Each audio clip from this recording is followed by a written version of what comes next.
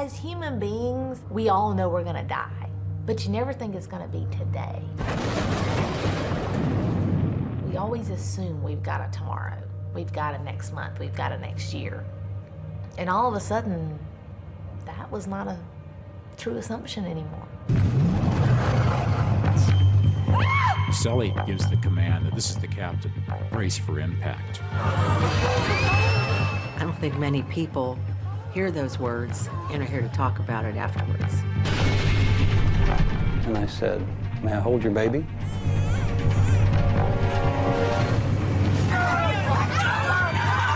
I kept screaming, "Go, don't stop moving. You gotta get off this plane." You're saying to yourself, this is really happening. I'm about to die.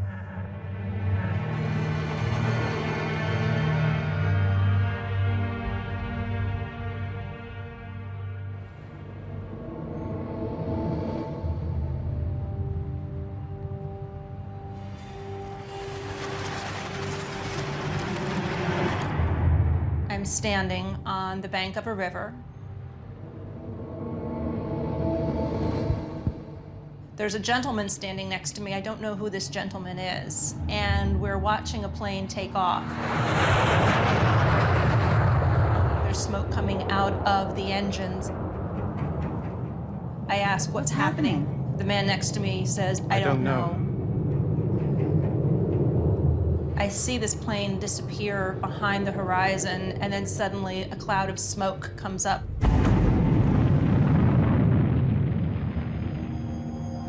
It frightened me, it woke me up. I was really uneasy. I kept trying to go back to sleep and couldn't. It was disturbing. That day I was scheduled for an afternoon flight, but I kept thinking about that dream. I kept thinking I shouldn't be doing this, shouldn't be doing it. Got through security.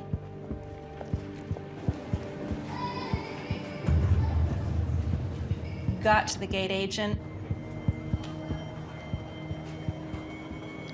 The gate agent was reaching out for my boarding pass.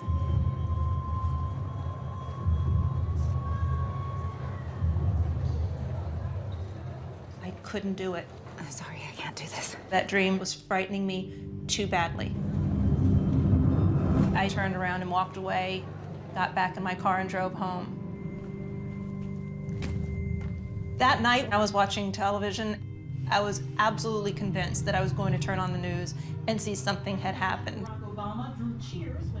Of course, it didn't. So I dismissed it as myself just being silly. And on January the 15th, I headed out the door and was on my way to LaGuardia. I travel to New York every single month, and I am always on the 5 o'clock flight. What is the run on that? We can do 10,000. Oh, okay, yeah. But that day, I decided to take an earlier flight. However, I completely forgot that I had booked on the 2:45. And one of my associates said to me, "Aren't you going to be late? Don't you have to leave for the airport?"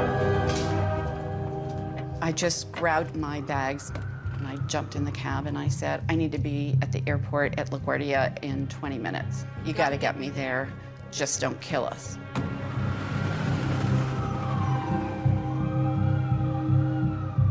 I was very flustered in the cab because I don't like to fly. And I think whenever you change your travel plans or something happens impulsively, it makes you a little nervous. I had second thoughts about it. I thought, I really shouldn't do this. I couldn't decide. I couldn't decide what to do. January of 2009 was one of the worst economic situations in the U.S. Everybody was having very difficult times and honestly very, very concerned about where our country was going to go. I was worried about getting home. Because of the weather, I was extremely concerned that the flights were going to be delayed or canceled, and there's nothing worse than when you're flying all the time to be delayed. Anyone who travels back and forth on that flight or on those routes between Charlotte and New York knew that there was always gate 15 every time, no exceptions. This day on January 15th, it was different, and we had been moved across to a different gate. US Airways flight 1549 is being moved to gate 21. The gate change made me feel a little uneasy. It was just different. It was out of my routine. It was out of normal. I just didn't understand why they had changed the gate. I had never had that done up to that time that I could remember. I was concerned because I thought maybe there was something wrong with one of the planes, so yeah, that causes a little tension when things like that happen. Oops, sorry. Okay. I was concerned about Martin checking in at curbside because I wasn't sure exactly how they were going to assign our seats, and it was very important that we all be seated together for the flight to Charlotte. My mom was undergoing surgery the following morning, and it was a very anxious time for me. So then my husband decided he would come along as well. My wife had always intended to leave from Newark, but stubborn as I may be, I said, well, I have some commitments I have to take care of, and I think it's best that we leave from LaGuardia. And those are the famous last words. When I got to the airport, I was feeling hurried and stressed, and you know, everything was just a little bit off. Oops, sorry. Okay. So I called my husband. I knew that he would calm me down. I knew that he would tell me it was going to be okay. I said, I wasn't booked on the 5 o'clock, so you need to pick me up earlier. I could just see him shaking his head, saying, uh-huh. He said, you know, keep me posted. And I hung up.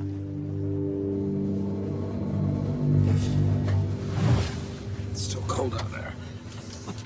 I was actually flying the leg back down to Charlotte to end the trip, and all the clouds and the snow that had delayed us had moved off to the east, so New York City was actually bright sunshine.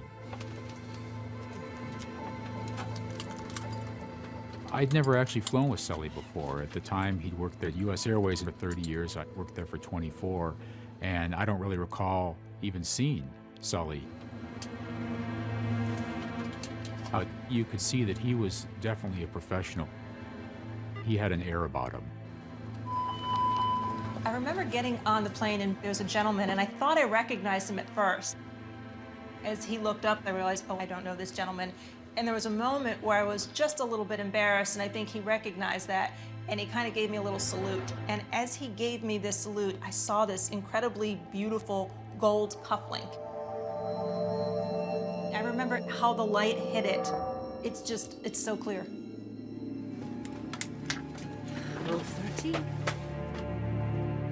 I was sitting in row 13, and I was thinking about my daughter's birthday party.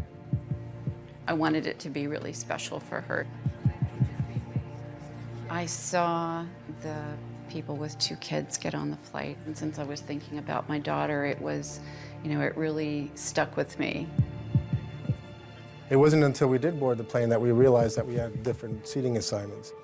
Tess had Damien as a lap child, a 19E, and I was at 23B, and Sophia was at 23E, directly to my right, across the aisle. Did you ask us to be seated together? I really felt that it was my right as a mother to be seated with her child and husband. And so I was persistent about having this rearranged. Excuse me, miss. We need to be reseated. My daughter is sitting in the room. Just sit down and I'll reseat you once we're up in the air. She's 4 years old. She can switch with me. Thank you so much. Thank you. That was a wonderful thing to do, and again, crucial to her survival that day. The mother of the baby seemed a little stressed.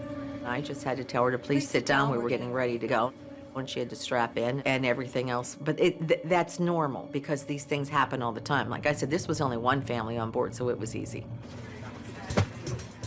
At that point, I really started to feel uneasy. felt like we were being rushed into the flight, and I didn't feel good about it. Once again, we apologize for the delay. We wish you a very pleasant flight. Takeoff seemed very agitated and hasty. Normally there's an introduction from the pilot, which I don't recall having heard, and there's also a life safety demonstration. I don't recall that ever happening. It was a maddening moment when we were just taxiing off, and I just didn't feel prepared. I didn't feel like there was a sense of control. I felt coerced into sitting where I was sitting, and my feeling was, well, maybe I don't need to be on this flight. Maybe I should just get off the flight now. I mean, we're not seated together. I don't feel like I'm being accommodated, and there's no good vibe here. In fact, there was a point where I stood up and I just wanted to get off the plane.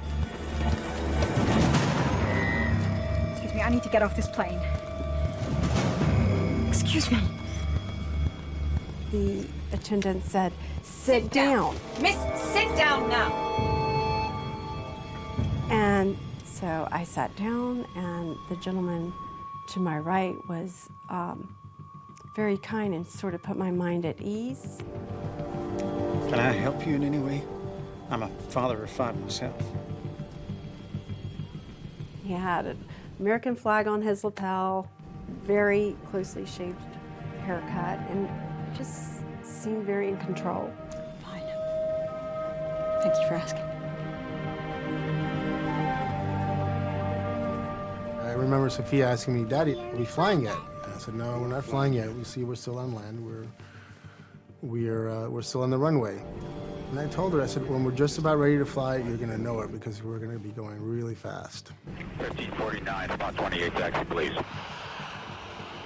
Okay, it's 1549, taxi, Foxtrot Bravo, hold short echo. Just got to hold you for about 3 minutes for your intro to Charlotte. That day, I was scheduled to work a 3 to 11 shift. See that? Got the briefing, got the configurations, frequencies that we're using for the day, and I just took over from there. It snowed in the morning, which caused delays. Traffic was backed up. Other than being a little slow, it was a pretty routine day. Cactus 1549, line up runway 4. Cactus 1549, runway 4, let's take off. Cleared for takeoff, Cactus 1549. Sully lined it up with the centerline stripes, and he says, "Your aircraft." My aircraft. We started to accelerate down the runway. Sully makes our standard call-outs. ADV-1, rotate. I pull back in. We leave the runway behind.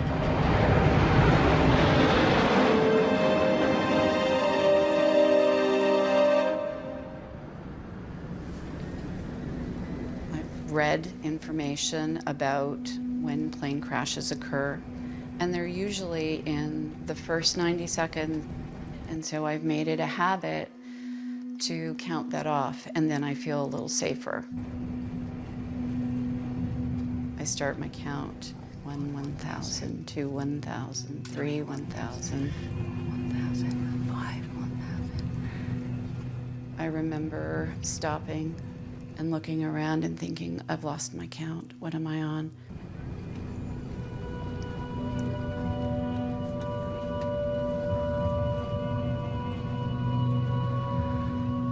It's, why am I not focusing? And I got to 1,080, 1,081, 1,082, 1,083, and thought, this is good. We're almost there. We're almost there. And boom. And the first thing I thought of really was 9/11. I was terrified, and I froze. First, there's this, we hit something, and then well, wait, no, we can't hit something. I'm on a plane. I'm in the air. There's nothing here to hit. The plane just shook and shuddered. I didn't really understand what it was at all. I just couldn't fathom what it could be with us being 3,000 or so feet up in the air.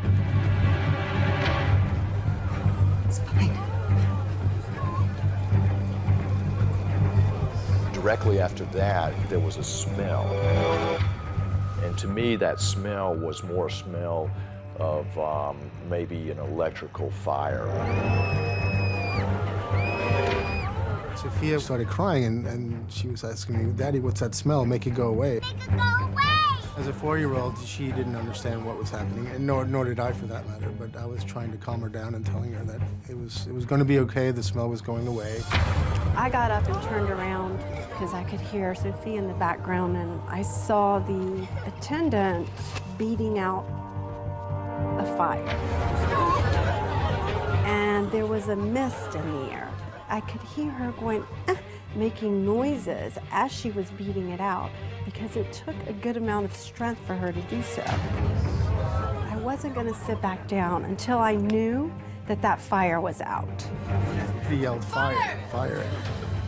So one of the flight attendants running to the back with a fire extinguisher. And I'm like, why is she going out to the back with a fire extinguisher?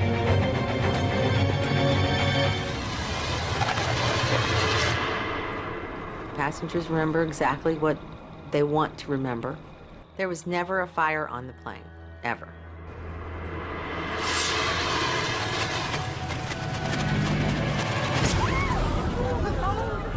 I had assumed that an engine blew.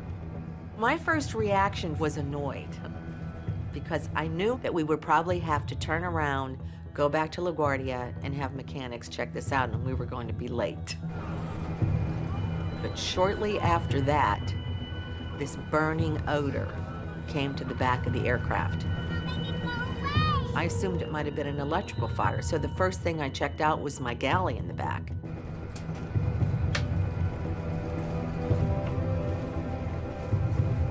I tried to call the flight attendants in the front on the interphone. The interphone did not work. This had never happened. Miss, it's fine. Stay in your seat. As I walked through the cabin, I had my hands on the overhead racks, but what I was feeling for was heat and fire. Miss, you need to sit down. My seatmate actually, I remember him looking out the window, and he looked at me and he said, "Sir, I think the engine is going to fall off." It actually sounded like tennis shoes going around in a dryer, you know, bump, bump, bump, bump, bump, bump. But I actually undid my seatbelt, went over to the window, and I said, I have some good news and some bad news. The good news is the engine isn't going to fall off. The bad news is not running.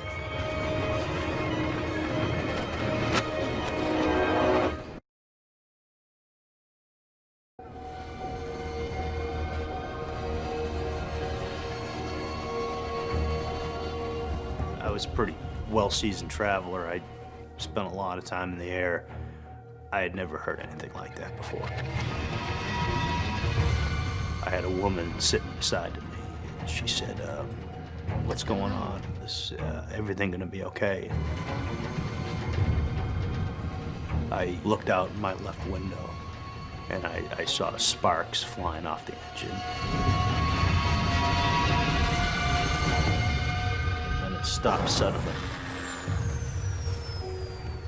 And it got really quiet. You could have heard a pin drop. It was all in slow motion. You were saying to yourself, "Oh no, this is really happening." And I looked at her, I said, I think you should pray.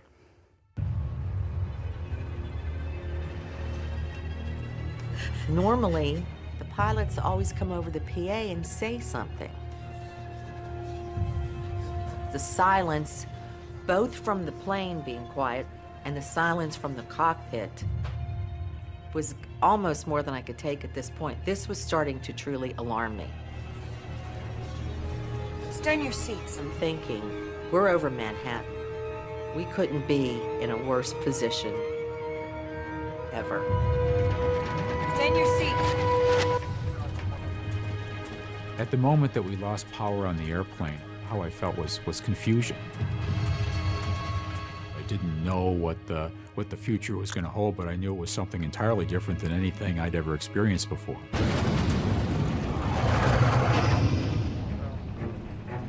At 3,000 feet in the air, I look out, and slightly to our right and above us, I see a line of birds. You know, obviously I was shocked. They were so close, too close to ever possibly maneuver around. Then I saw them descend in our windshield, and I thought that we were going to fly over the top of them. And I remember I had this great sense of relief that came over me when I saw that. But then I started to hear the boom, boom, boom of them hitting the airframe and the wings.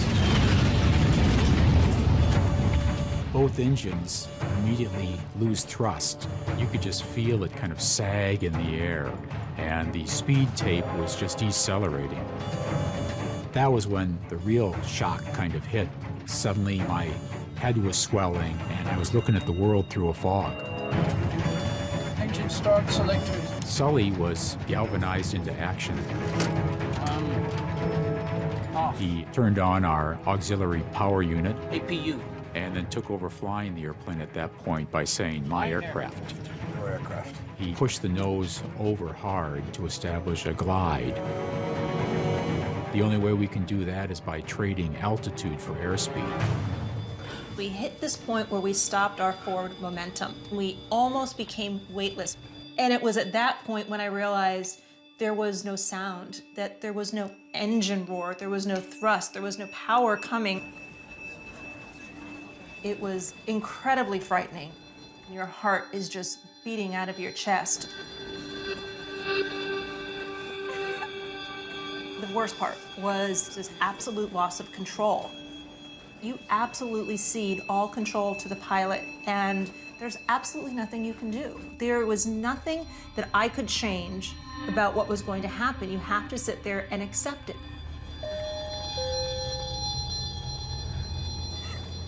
I just waited for an announcement. I waited to hear what it was. I waited for the recovery. Then the nose tilted down. And I thought we were just going to head straight into the ground. I thought, I have to call my husband. I have to call David. We're probably going to die.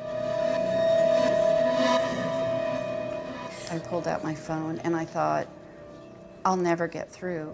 By the time I turn my phone on, we'll be down, we'll crash. Come on, come on, come on. And I felt despair, total despair, that, that was the end.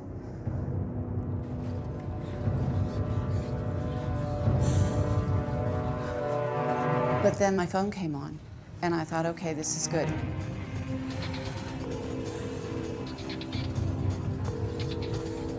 And he said, hey, what's up? Are you gonna be late? And I didn't really know what to tell him. I was at the car wash, and she seemed concerned and said there was a problem with the plane. I'm sure everything's fine.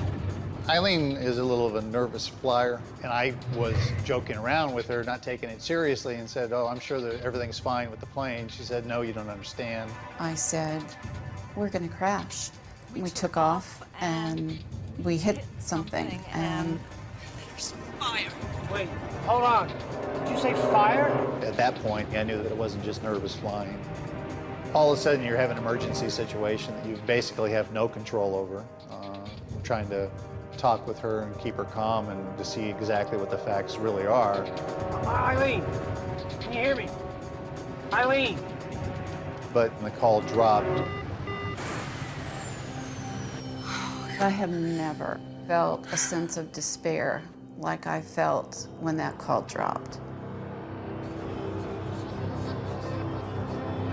The plane banked left and then headed down like being on a roller coaster.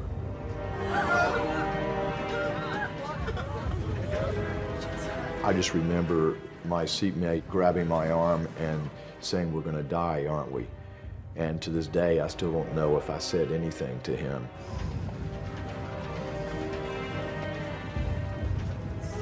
The day before, my wife and I were waiting for results for breast cancer.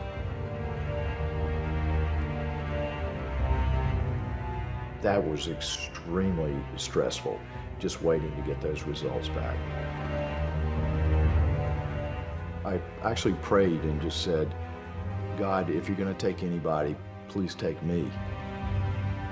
And I got the phone call.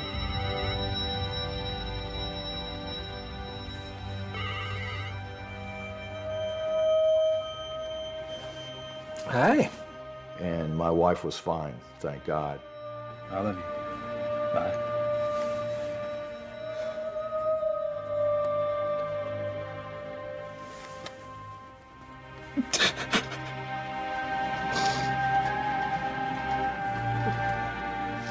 I made this deal with God to take me instead of her. So if that was what was happening, I was fine with that. Engine start selectors. Fuel control switches. I was responsible for trying to restart the engines, and you could hear the clicking of the igniters, you know, over our radio headsets because it was so quiet. APU selector. After a while, I realized that they were never going to run again. Engine start selectors. They were completely destroyed. APU selector. I knew that we were going to be coming down someplace, and all we're looking at is roads, houses, skyscrapers. This is New York City. There's no open land where we could set this airliner down. Cactus 1549, no departure to contact time, maintain 15,000. When I reached out to Cactus 1549 to turn them westbound, Cactus 1549, turn left on 270. I kind of cut off his transmission. It was only after I unkeyed the mic that I heard the rest of his transmission. Cactus 1539 hit birds, so you lost thrust on both engines. Immediately I could feel my heart rate increase, and my heart, it felt like it was almost like pounding out of my chest.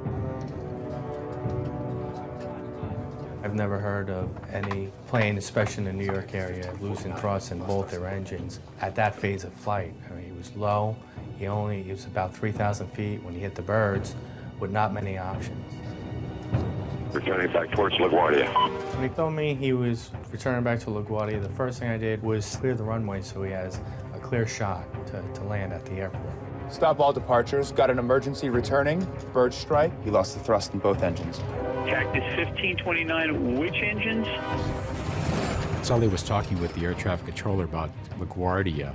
It seemed like to me it would be too far away and that we were too low to possibly stretch our glide that far. Hi, Cactus 1549, it's going to be left traffic to runway 31. Unable. Okay, what do you need to land? Our air traffic controller pointed out another airport to us, Teterboro, which was over in New Jersey. Okay, yeah, off your right side is Teterboro Airport. Do you want to try to go to Teterboro? I was actually concerned when I didn't hear Sully respond right away, and I was about to say, you don't think we can make that? When he said, we can't do it. We're going to be in the Hudson.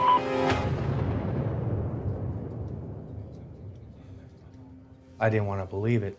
In my mind, a crash landing in the Hudson River Airbus 320 was most certainly a death sentence for him and probably everyone on board.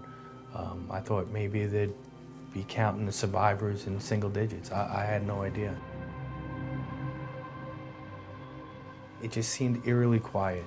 I think it's probably people assessing, is that real? Is that really happening?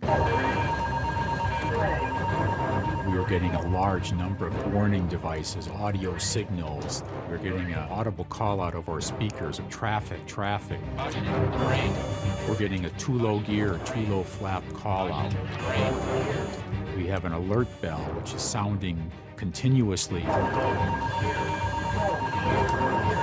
Through all this noise, Sully had the presence of mind to give the command that this is the captain. Brace for impact.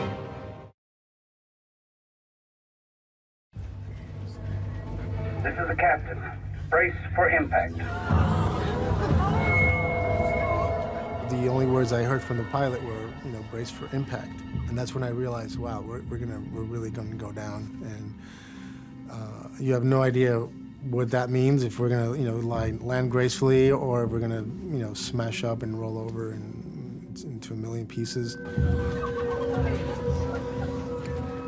All I kept saying to myself was, I just can't believe this is happening to me.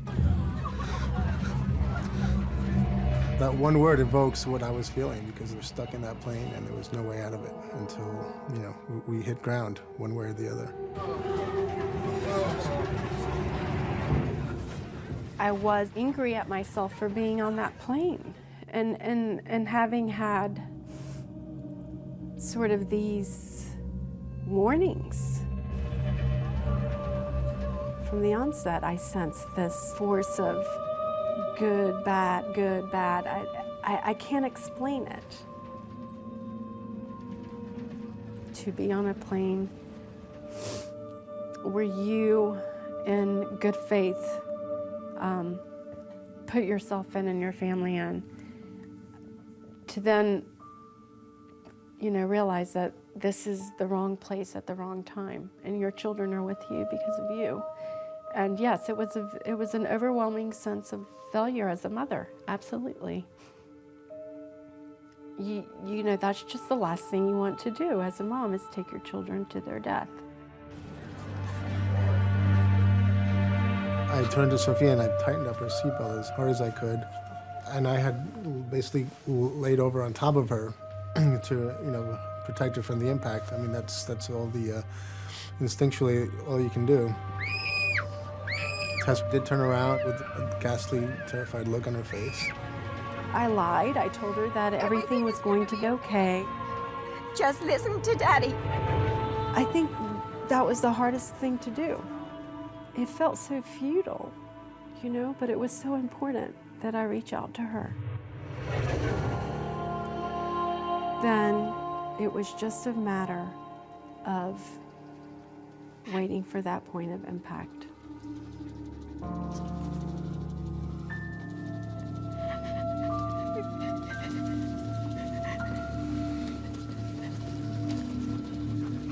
Excuse me, miss.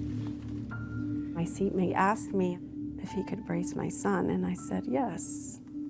And then I said something like, "Are you sure about this?" Because it seemed odd to me that he would be so heroic.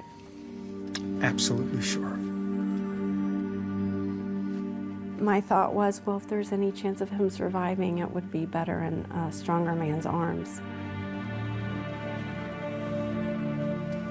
And I didn't want to be screaming at the end, holding Damien.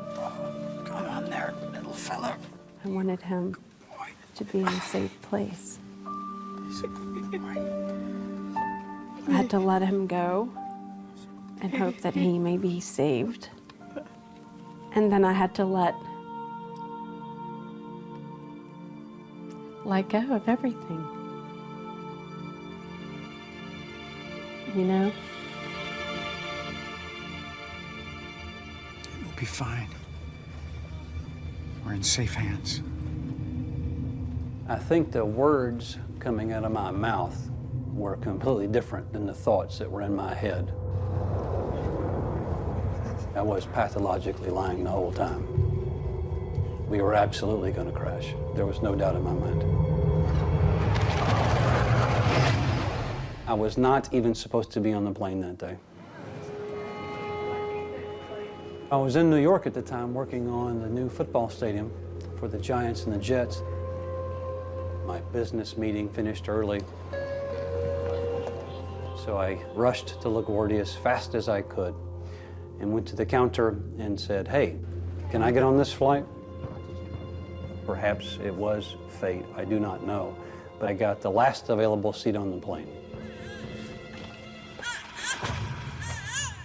My seatmate was getting increasingly agitated, dealing with the child sitting on her lap, traveling, separated from her family.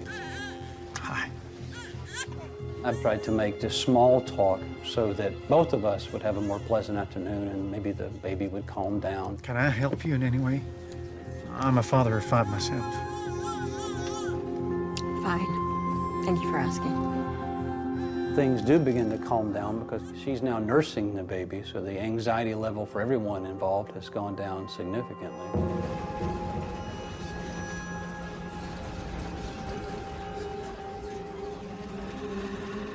All of a sudden,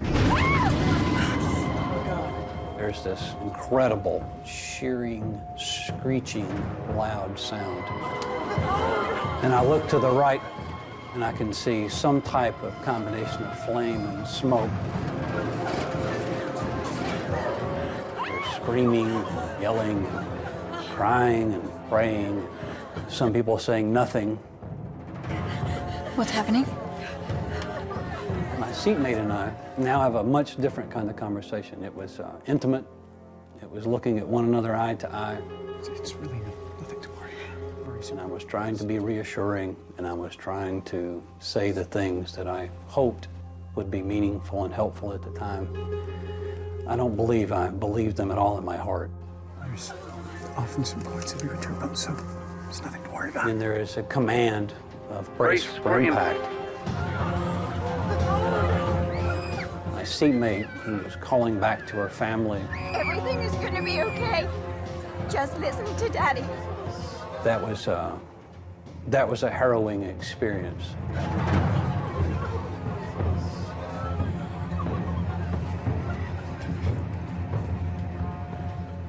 And I said, "May I hold your baby?" It was an incredible moment because I don't know that she knew what to say, and I don't even know if I really knew what I was going to do. But without saying anything, she let me have her son. Come there, little fella. It's a good boy.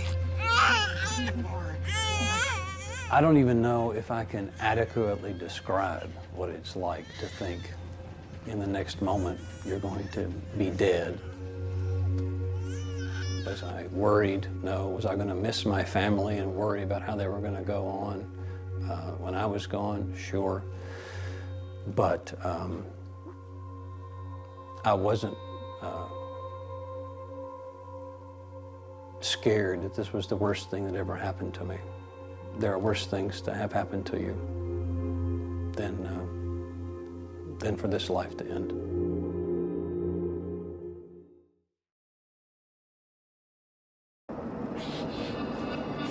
This is the captain. Brace for impact. Hearing those words as a crew member only means one thing. We were crashing, and I knew it. The terror was like terror on steroids, something that I didn't even know existed in life. That kind of fear I didn't know could be real. I just thought I was dead. I don't think many people hear those words and are here to talk about it afterwards. So it was like somebody politely telling you that you're going to die very soon. It was a horrible, horrible feeling. And very, very frightening.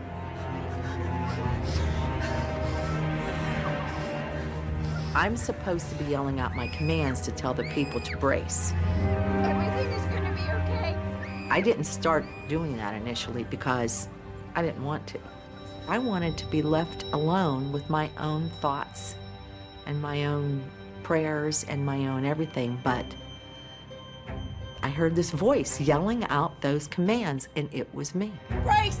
Brace! Heads down! Stay down! Brace! Brace! Heads down! Stay down! Brace! I watched everyone holding someone else's hand. I felt that I was just going to die back there all by myself without having any human contact. Brace! Brace! Heads down! Stay down! Brace! Brace! And I, Heads down! at that Stay point, down. accepted that that was where I was going to die. I accepted it. I said my prayers. I asked God to take care of my son. And that was it. I was overcome with unbelievable sadness that I never want to feel again. The calls dropped 2 times. The 3rd time, the captain said, "Brace for impact." And I said, "Oh my God, we are going to crash." And then I said my goodbyes.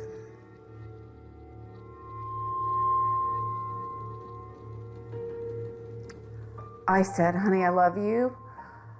Tell Samantha that I love her to pieces." It was kind of a term we always used. "And I will always be there with her."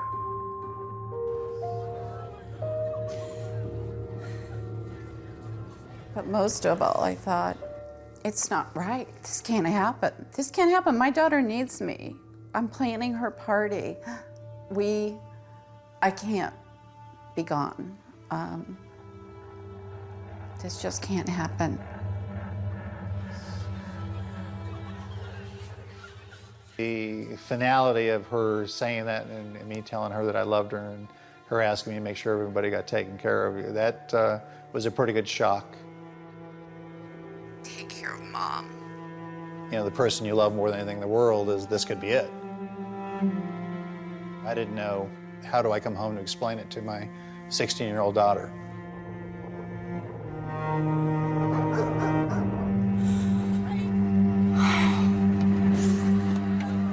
And then I was curious. I could feel the pressure on my head pushing into my neck, and I thought, I wonder how I'll die. I wonder if I'm gonna get ripped apart. I wonder if there's going to be an explosion. I wonder if I'm gonna break my neck. And I wonder if it's gonna hurt.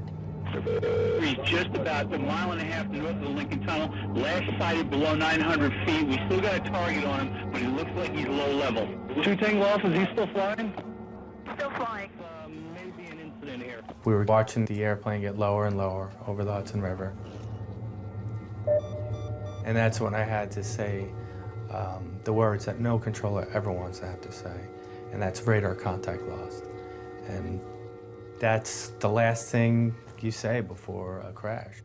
Cactus 1549, radar contact lost. Yeah, 2 Tango Alpha, he's at 900 feet abeam the North Hudson. He's, looks like he's descending into the Hudson River. It was a combination of disbelief and just feeling sick to your stomach about it. I thought I was part of the worst aviation incident to happen in recent times. 210-4718. I think he said he was going in the Hudson. At that moment, the radar reacquired. I thought maybe he regained thrust in one of the engines, both partial thrust, he'd be able to climb back out and make some runway somewhere. Alpha, I haven't been sighted in the water yet. He's beamed the USS Trumpet. But it only happened for one sweep, which is 6 seconds. And then it was gone again. And this time for good.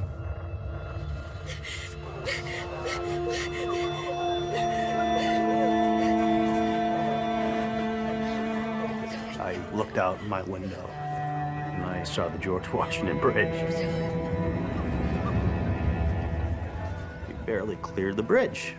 And then the plane started to pick up momentum.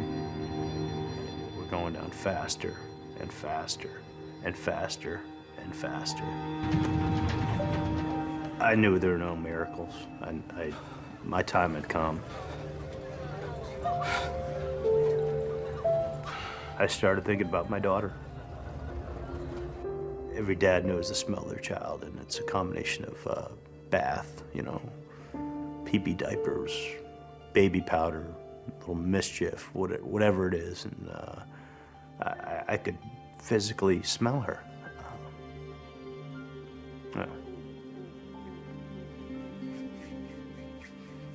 I knew it was going to be the last time I did. We're now lower than the high rises of Manhattan. And it was at that point I realized we're going into the water. I thought, it's going to break apart, it's going to be horrific, but I'm going to survive. Brace! I started doing the preparation for how am I going to get out. Where am I going? Which door am I going out of? There could be fire. There will be metal everywhere. Had it all figured out because I envisioned that I was going to be doing this underwater and in the dark. Grabbed the chair in front of me, put my head down as low as I could, and just hung on. Right before we touched down in the water, Sully asked me, "Got any other ideas?" And I said, "Actually, not."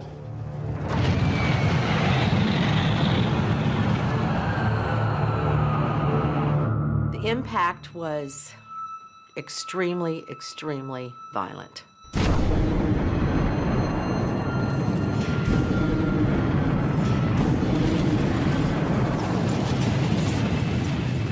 It was just a vibrating violence.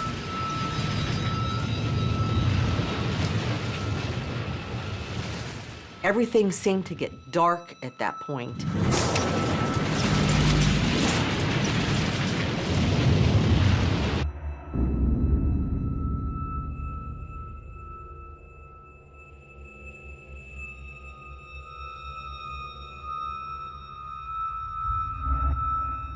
Everything just was silent. The masks were swaying, and everything was just in a slow motion move. And I thought, maybe this is what it feels like to be dead. I didn't know. In the middle of that slow motion warped thing, the captain opened the cockpit door and said, "Evacuate, evacuate." Well, my entire body got full of hope.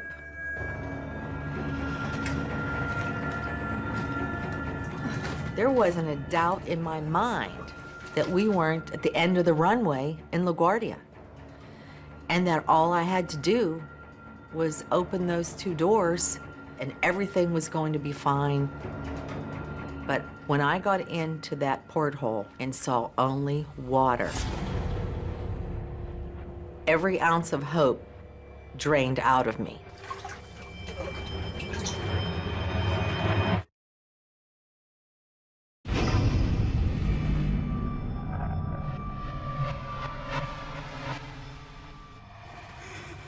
There's a stunned silence.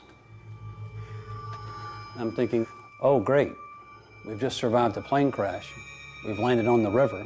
The plane didn't come apart, and now we're all going to drown.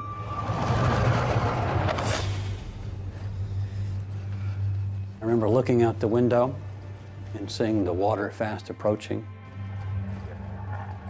I put up a knee on the seat in front of me, and I held him as close to me as I could. She leaned forward, and there we went into the river. The impact's just tremendous. I'm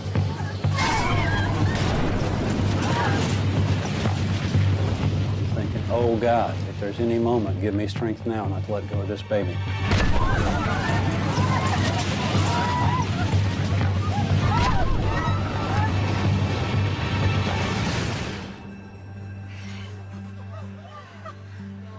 And then, nothing.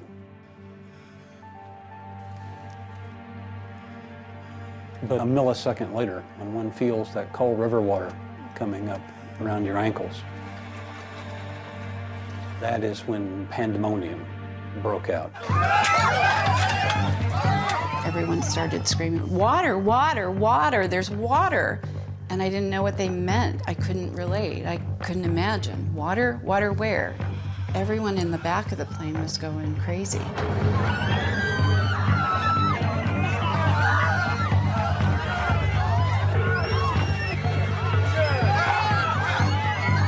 A lot of the seals on the windows had given in, so the water was rushing in at a very rapid rate from not only the underside of the cabin, but also from the windows. I finally unfastened my seatbelt and I grabbed Sophia. And she was, crying and she didn't know what was going on, and I was horrified myself. The feeling of being trapped, the claustrophobia, was just terrifying. Everybody's panicking. They weren't thinking clearly. And I felt there was a need for somebody to say, you know, instruct the crowd.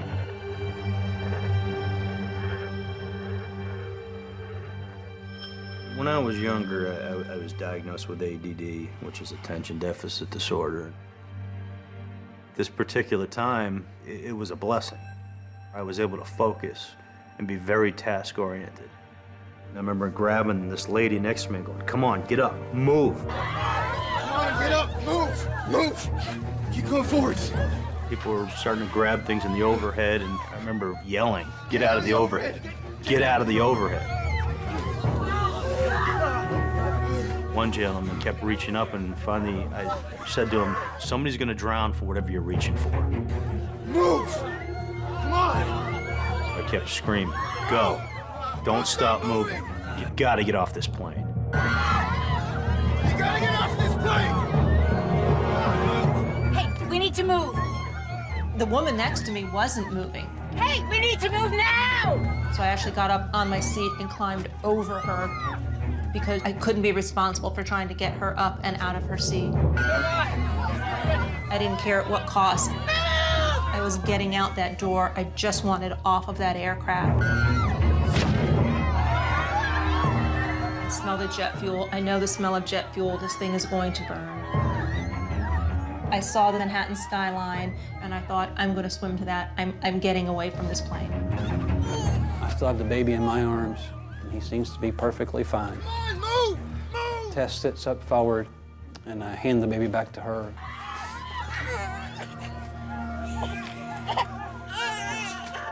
And I say, we gotta go. Come on, guys, move! Don't stop moving! I gotta get off this plane! She begins to go over the seats with the baby in her arms, which again was just an incredibly courageous thing to do. I wanted to meet Sophia and Martin at the back of the plane.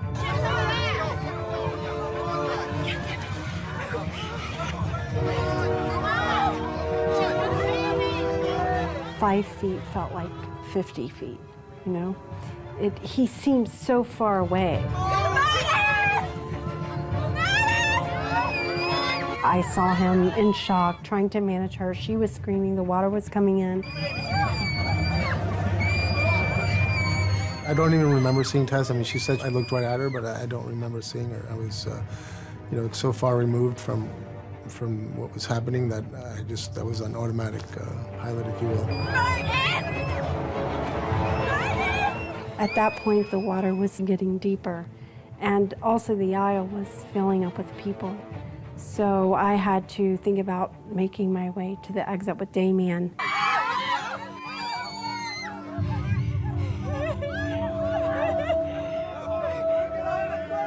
I knew that's what I had to do.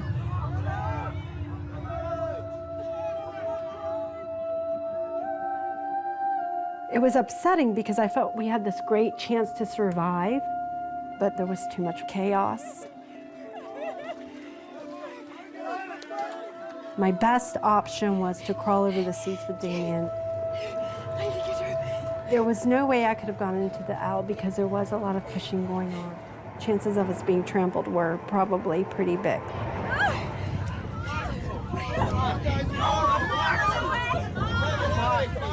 I got to a point where I couldn't crawl any more seats.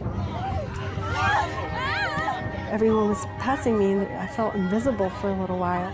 It was sort of a survival of the fittest. I look to my right, there's people climbing the seats. I look to my left, and there's people climbing over the seats. I heard a woman scream.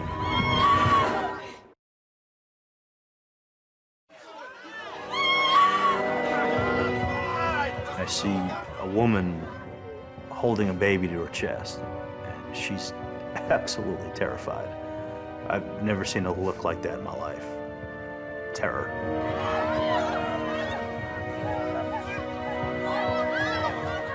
There was a selfish side to me that said, get off the plane, you know, that's life. We were inching forward, step by step. And then I turned around again, I saw her screaming.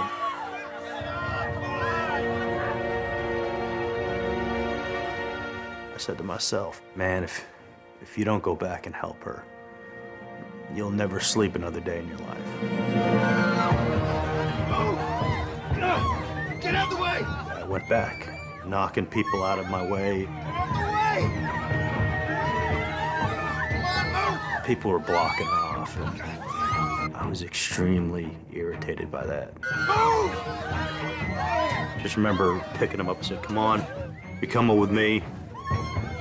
I started waddling my way down the aisle the best I could.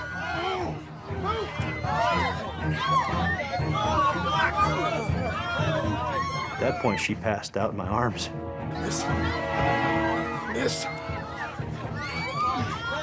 My adrenaline was going 100 miles an hour. I mean, it was surging because I was afraid. I was terrified. I just knew we were in imminent danger. It felt really dangerous.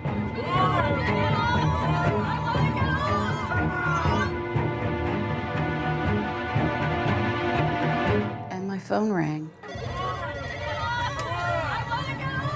It was David. He said, "Are you down?" And I said, "We were in the water." Even though they were in the water, I still figured the engines were hot enough to ignite jet fuel. So my main concern was to get her off the plane. Listen to me. You have got to get off that plane. You have got to get off that plane. You could hear there was a lot of commotion and, you know, hysterical things going on. And I looked around and I said, "Oh my gosh, we have to get the kids off." And he said, "Can you see them?" And I said, "No, I can't." I said, there's people there that'll help those people. The main concern is for you to get off the plane. And so that got me moving. There were already people crowding through the door. So I just sort of got pushed along like a herd. When I stepped out of the door, it was just chaos.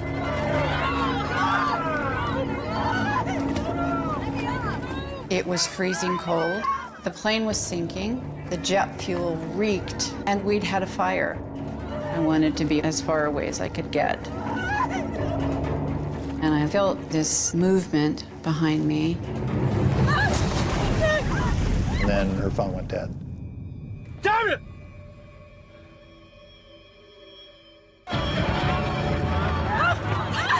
It was like slipping into mud. It was brisk and cold and heavy. I looked around to see, oh my God, what do? Do I get back on the wing? I saw someone who looked like they were attempting to swim off to shore. And I saw the raft.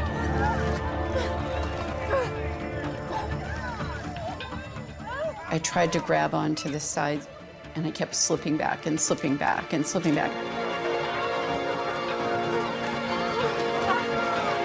Finally, I just hurled myself over the top. A friend that I recognized from work started screaming that she was cold and her hands couldn't hold on anymore. So I leaned over and I grabbed a hold of her. I grabbed for her clothing and her hair. And we got her up into the raft. The girl behind me was flailing. I mean, arms and legs going and screaming. And I slipped out of the raft and went back into the water. Even though my adrenaline was going full steam, the water was dangerously cold, and I couldn't feel my limbs so well anymore. Something had to change really quickly, or we'd drown.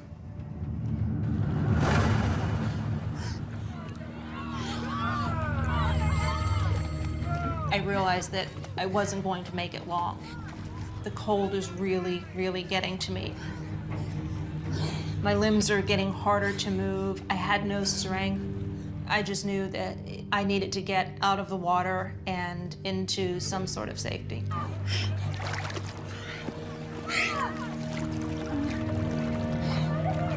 I was so cold, I have no recollection of swimming back over to the raft.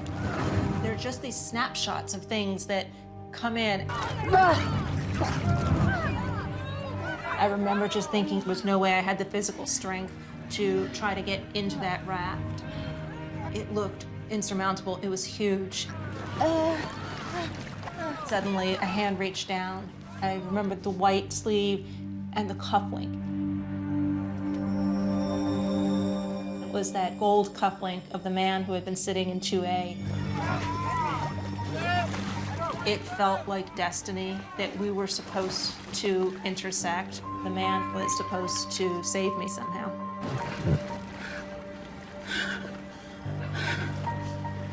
I'm looking around thinking, now how do we get out of this? We're still in the middle of a river attached to a plane that's about to sink. This is not over.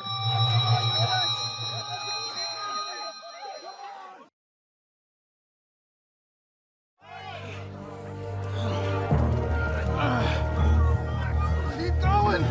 Move! Finally, we got up to the exit, and I heard somebody say, "Oh my God, a baby." Somebody reached up and grabbed the baby. You got her? And at that point, I lost her for the rest of the journey.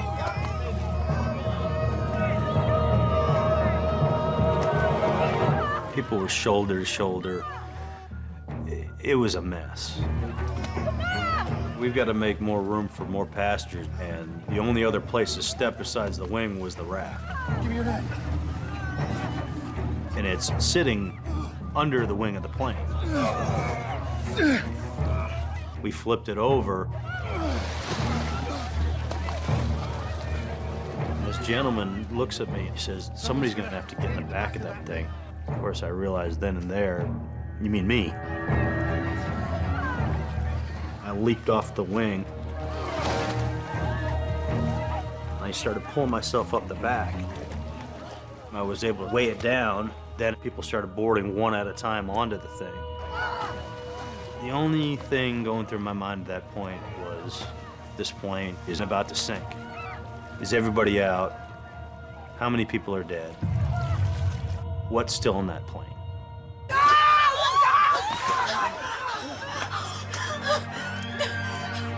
As human beings, we all know we're gonna die. I've known, nobody gets out of this deal alive. But you never think it's gonna be today. We always assume we've got a tomorrow, we've got a next month, we've got a next year.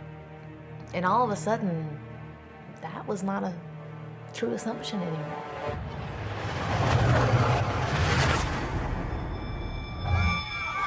I'm sitting on the last row.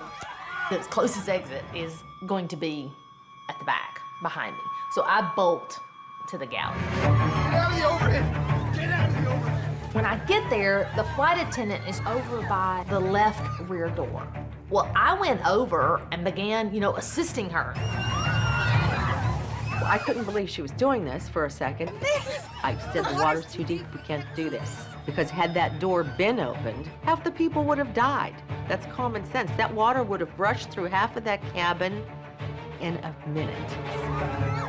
She sort of looks around, and at this point, there's water. And she said, "You have 2 minutes. Go to the wings." And then she was gone. And then in a matter of seconds, the water just came gushing in. It went from my ankles to like above my chest.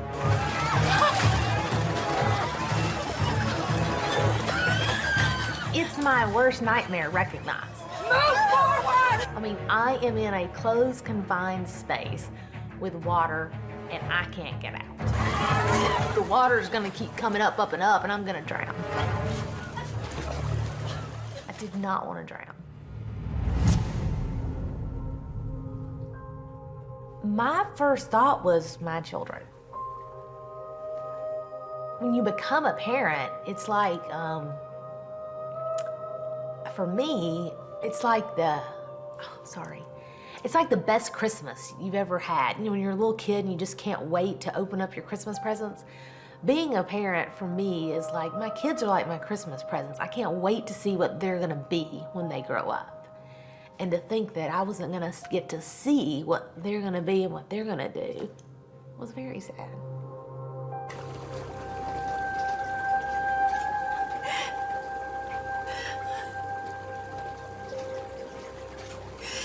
But I had this calm come over me, and I thought, no, you've got to get off this plane. You've got 3 children. Get off this plane. I was screaming to the people, we can't use the back, go forward, go forward. That was the only thing I could possibly do back there. Everything else was out of my control. And it seems to me that the passengers aren't moving. And this is getting very dangerous at this point because there's nowhere to go. There's absolutely nowhere to go. I seriously gave some thought to pushing past them. I could have. But in order to do that, I would have also had to push them behind me back into the deeper water. And I gave that some serious thought. Who wouldn't? It's survival. But I didn't. I went kind of crazy. Pushing and screaming, and whatever I had to do. And I made sure that all those people frozen in front of me when I pushed. I mean, I did whatever I had to do. Go! Move forward! Move forward! Go! At a certain point, I realized that the emergency exits were open, and you can actually see it getting brighter as you ascended up the aisle. Finally, I saw Tess standing by the door with Damien.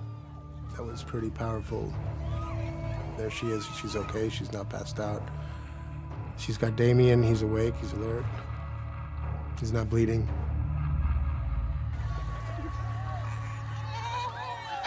I don't remember exchanging words. We were just, let's get the heck out of here.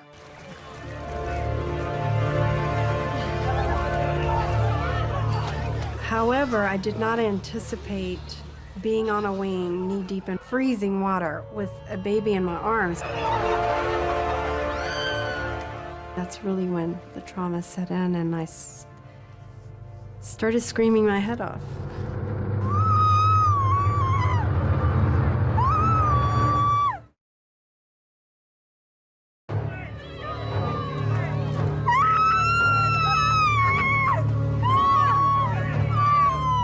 She's scared. She is just scared. I mean, she is scared for probably her own life, she's scared for her children, and she's scared for her husband. I mean, everybody that she holds dearest to her heart is in a precarious situation. And then I stopped screaming, and then people started screaming at me to throw Damien. Hey, come on! There was no way I was going to throw him, and I couldn't understand why they were yelling at me and telling me to throw my baby.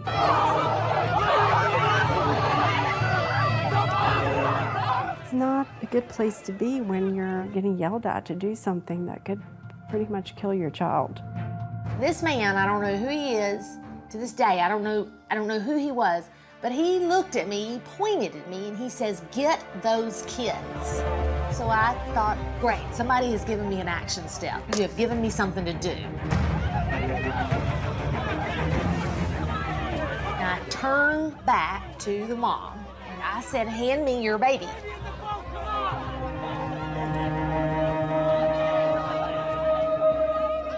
She passed him on to another passenger. He was very wet, so they were sort of covering him up, trying to keep him warm. The lady took Sophia. She just held her. She just sort of made it her mission at that time to hold on to her.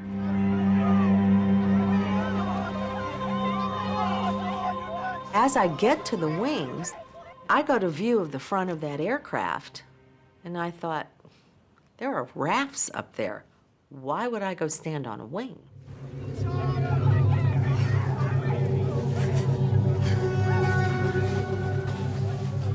When I got to the front, the passenger from 1C didn't take their life vests. As I bent over, I saw my leg.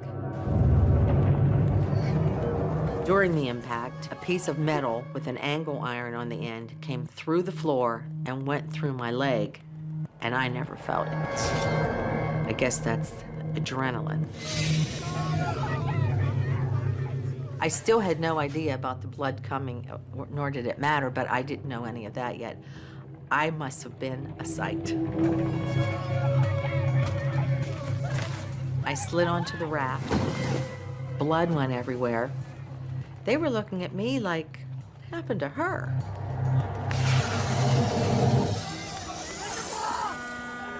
Fairies! When I saw the ferry, I thought, finally, help. Someone's coming to rescue us. And that felt so good. Over here! Over here!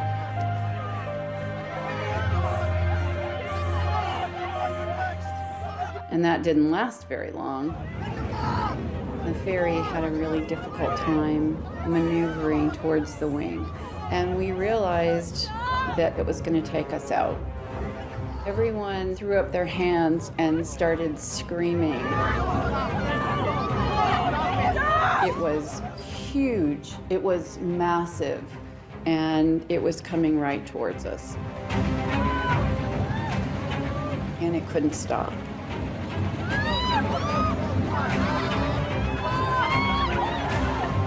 And the ferry clipped the wing, and I slipped back into the water.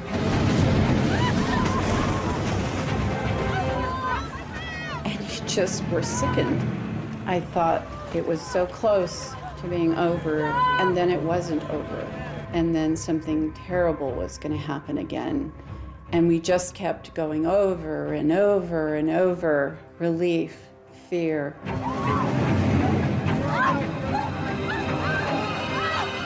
Everybody was wanting to get on the ferry, and it was like a rope ladder, and I tried to grab a hold of it, but by then the ferry was having to back up, and it, dragged me back into the water.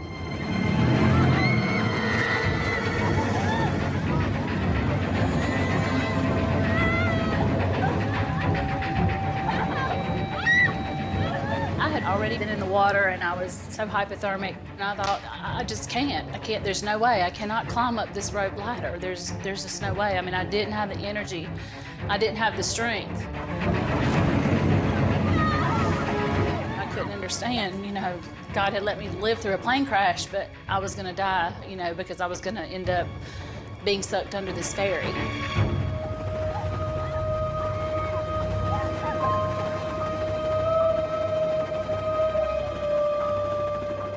Every time I looked over my right shoulder, I would just sort of get a face full of water. My right hand slipped off, and I'm just holding on with my left hand. I was thinking, I won't get to see my children anymore, my husband. And I really thought it was going to be over. Just as I looked over one more time, I saw someone swimming towards me.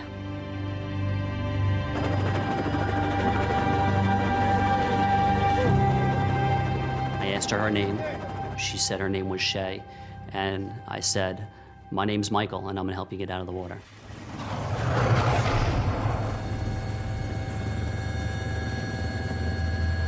As we got closer towards the scene, there was a flash of red that caught the corner of my eye. She just really seemed to be holding on. She wasn't really climbing up or trying to get herself out of the water. And I said, that person right there, that's who we need to get to first.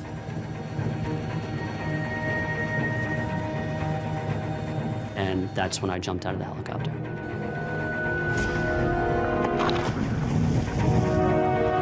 My name's Michael, and I'm gonna get you out of the water.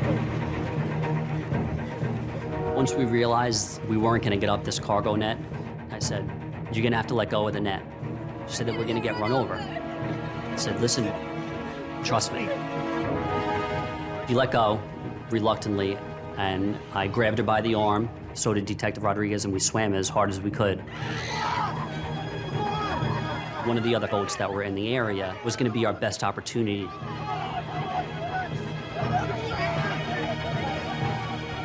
know, I could just remember him holding me and telling me that he had me, and I just kept saying, you know, please don't let me go. Because I was pretty much dead weight. I was so hypothermic, all my energy was completely gone.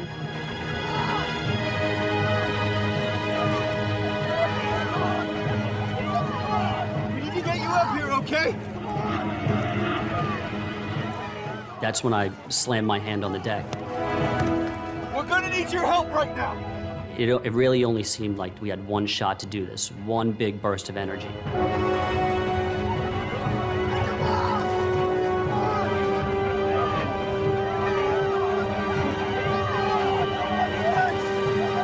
We helped her out as much as we possibly could at that point. There was other people that needed our help also.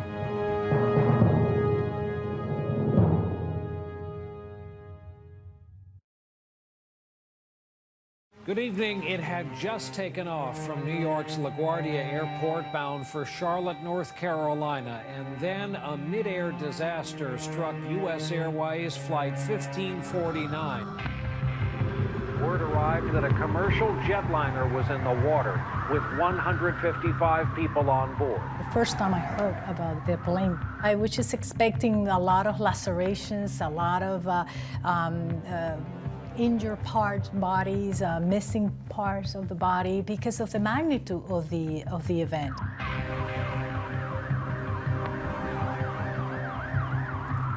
There were, I don't know how many ambulances with all the lights going. There were police cars, cameras rolling, a lot of flashes. Doctor, do you have any information about the accident, anything at all? One of the paramedics says, "Doctor, I need your help. We have the captain. I need for you to come and check him out."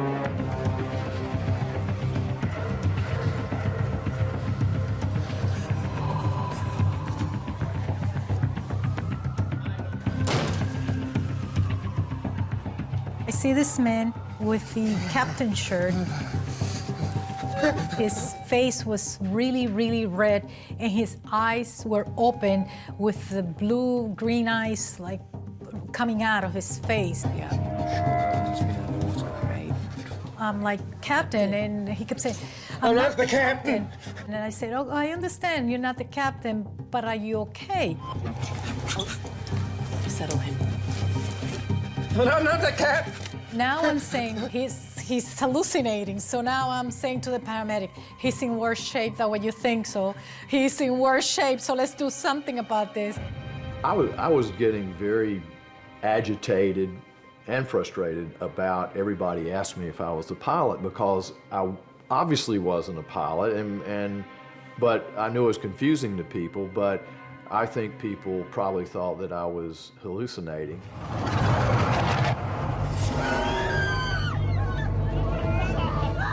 During the impact, I was pretty seriously injured. I had cracked my sternum, but I didn't know it. I think because of the adrenaline at that time.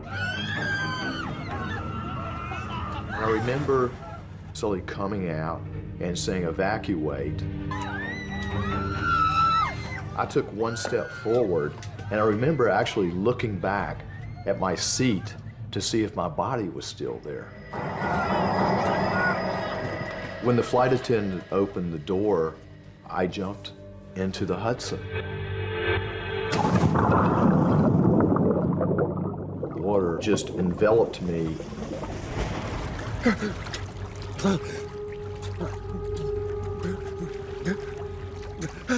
And I just remember looking up, and it was honestly like people were walking on the water. I thought maybe I was dead, and that I was actually watching ghosts walk on water. I thought, are these people actually dead? Am I actually dead? To this day, I have no idea how I got on the raft. None at all. And there was a gentleman, and he had a pilot shirt on. He looked at me and saw how much I was shivering and realized that my body was in shock, and he said, "Sir, you have to get out of those clothes or you're going to freeze to death." He starts unbuttoning his pilot shirt and then puts it around me.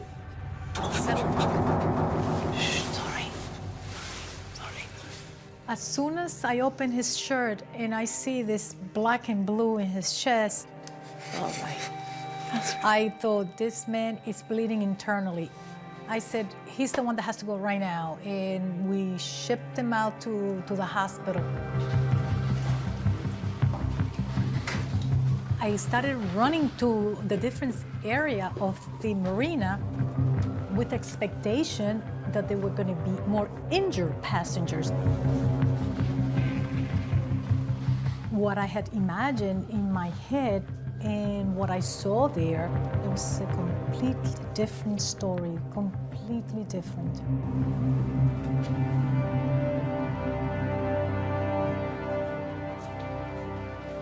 I basically saw people just sitting with the blankets covering themselves and like this, like they were frozen in time.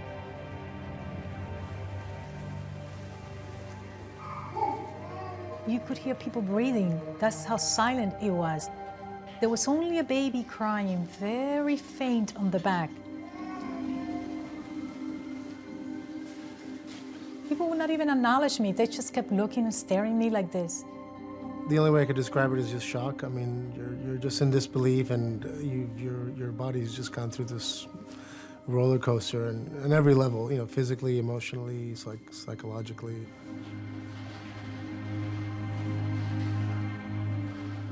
I was just pacing around and trying to kind of put this whole thing together.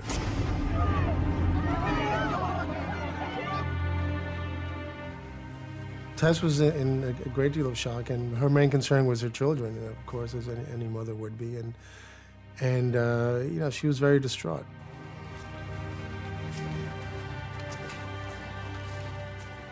All I could think about was how disempowered I felt as a mother, handing my child over to this one and that one, and needing so much help. I just felt terrible.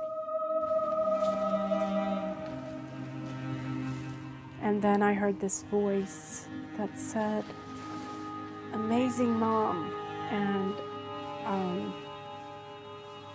I think I just started crying because I didn't feel that way at all.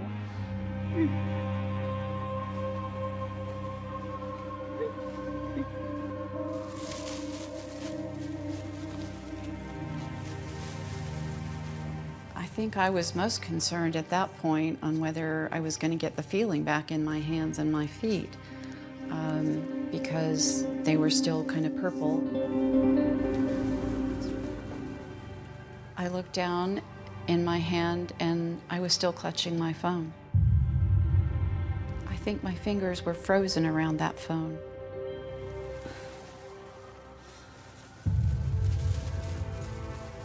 Put these necklaces around us with these stickers on them, and you realize right then and there what they're doing. They're counting.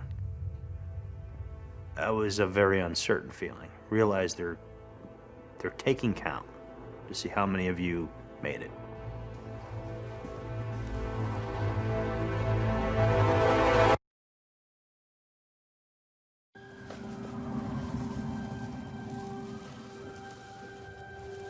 We're waiting to find out how many died.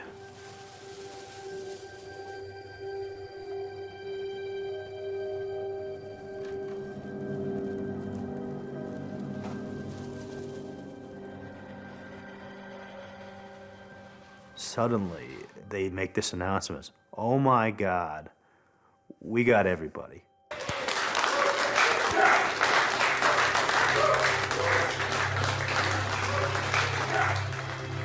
It was just one of those most amazing moments in your life where you realize I'm a part of a miracle. 155 people crashed, and everybody survived. It's unreal. It's absolutely unreal.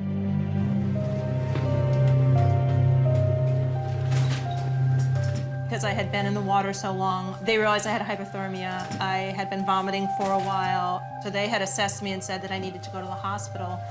And it was when I was being wheeled out to the back of an ambulance there that I realized how big this was. There was helicopters circling overhead. There was media. There were lights everywhere. I remember I just couldn't even see. And being asked questions as I'm wheeling out, you know, what happened? How are you? Tell us what happened up there.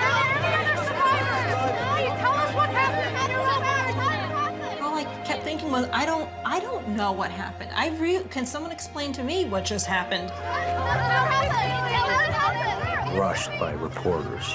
They see you wearing this Red Cross blanket and the camera's in your face. What happened? Da da da da da. He's gonna talk, sir. And I remember just looking at the camera and saying, This pilot is the reason my daughter still has a father.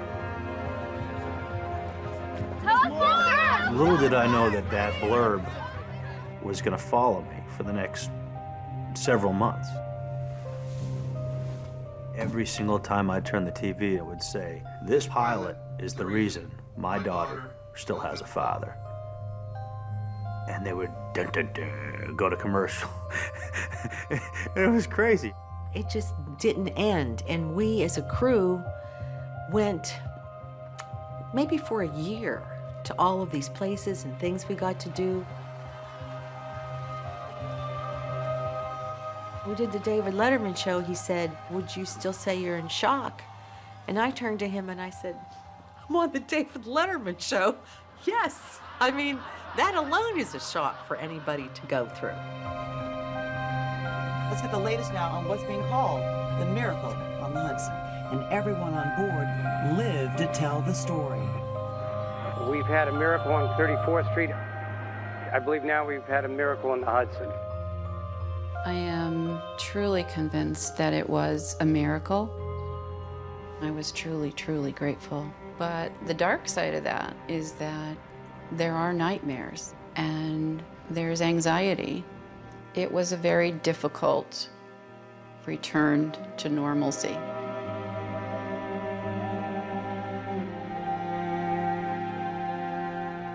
If you asked me today if I would board Flight 1549, I would not, because it's still just too hard. My hope is that going through an experience like this one will make me a better person, will make me a better mom, make me a better wife, a better sister, a better daughter.